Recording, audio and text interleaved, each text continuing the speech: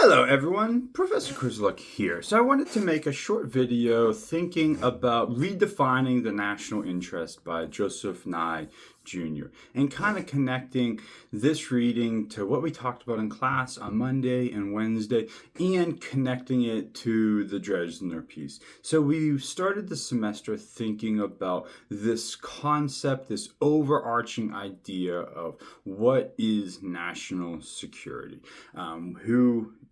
how do different organizations, groups, people think is the most pressing national security issue in the country. We're doing that for a discussion board post. We spent a lot of time this week thinking about the seemingly simple question of what is national security. We saw on Wednesday from the Drezner piece that he argues that everything and more and more and more is becoming national security.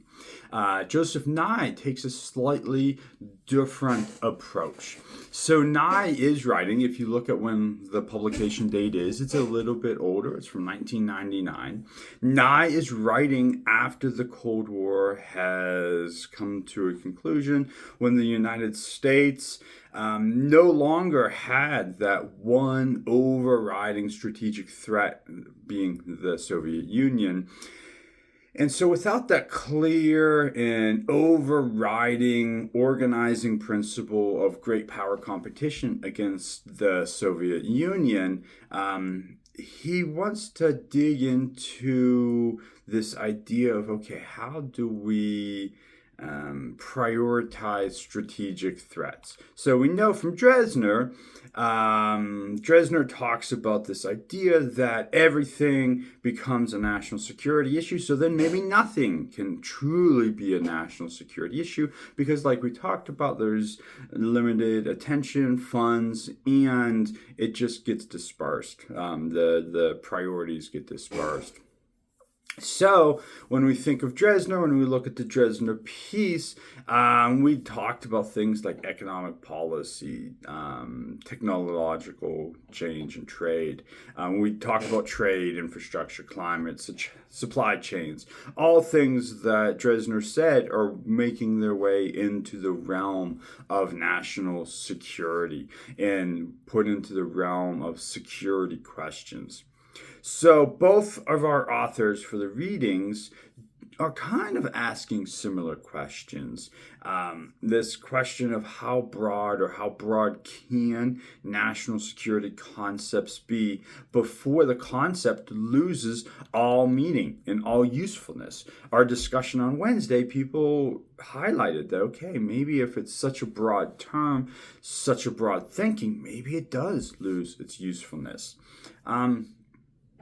Nye, though, takes this idea, this conceptualization that we've been working through, and says, okay, the national interest shouldn't just be defending American territory from military attack. We should also incorporate economic prosperity, human rights, democracy, alliances, international institutions, humanitarian concerns. These are all and have become legitimate American interests in this post-Cold War world. So kind of Nye is saying and explaining that the intellectual logic behind the broader understanding of national security is okay as long as national security concerns get prioritized. So here we see an important connection between our two readings, that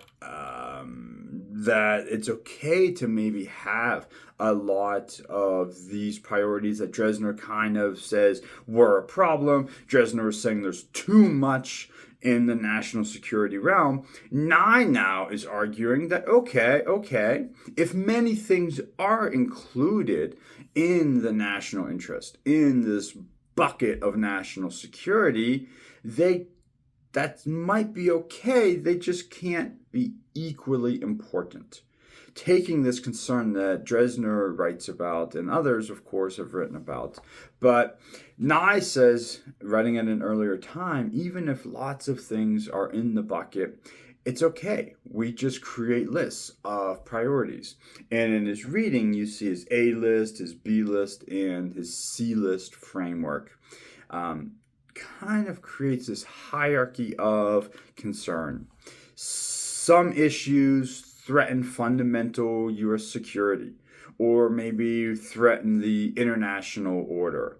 Others are serious, but maybe more limited and maybe less serious.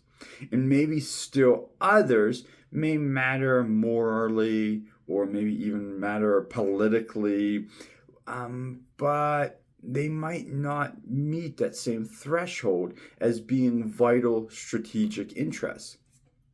So here, Drezner's concern that we talked about is that national security politics often erodes this kind of hierarchy. Because remember, if everything is national security, then nothing is national security. Nye is, again, at an earlier time, build this framework that, okay, some things can be prioritized. So Nye does worry that some things may dominate while others get left behind. The others get left behind because maybe they don't seem as important. But a way to get around the concern of national security, everything being national security, would be that you prioritize some. And this seems very straightforward and maybe simple. But as we discussed at the end of class on Wednesday, this idea of when we were talking about nuclear weapons, that some issues probably can receive more concern than others, even if others are still being placed in the national security realm. Others are still being talked about. Maybe they make their way into the national security documents and national security writings. But Nye, I think, helps us make sense of, okay, some things can be placed at a higher priority while others are placed at a lower priority. And that is how we get around this issue of everything being national security, nothing being national security. So it's still a matter of contention and debate about where these national security issues and concerns get placed. But it's just, I thought it was an interesting piece, and that's why I assigned it, to get us thinking, well, okay, lots of national security concerns, but they can be placed in tiers of what is most important.